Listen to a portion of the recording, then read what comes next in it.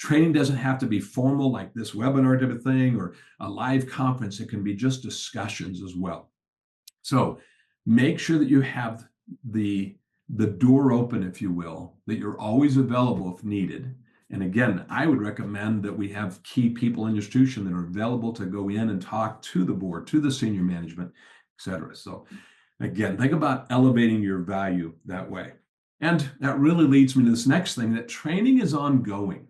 It's not just something like, I'm going to attend this webinar or I'm going to this conference, but rather it could be something you're distributing a memo around, an email. It could be just discussions that we're having informal.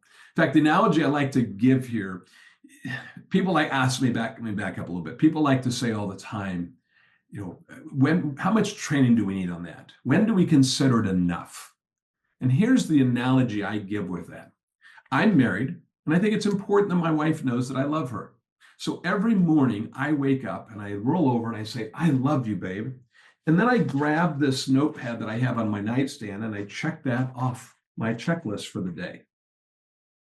How do you suppose my wife would feel if that's how I actually did that? I think I'm losing points, not gaining points. So the point is, it's never done. Training is always got to be continuing and constant. Now, we can measure how well the training is going by possibly providing tests and our audits and our monitoring. In a sense, they check to see how well those are being done.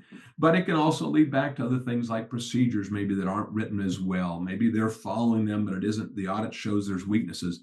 But typically, it's train and then audit and train and audit and train. It's a repeat rinse cycle that is constant.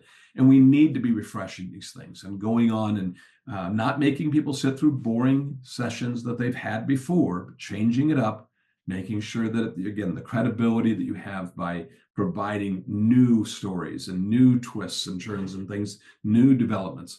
So it's not a one and done, is what I like to say.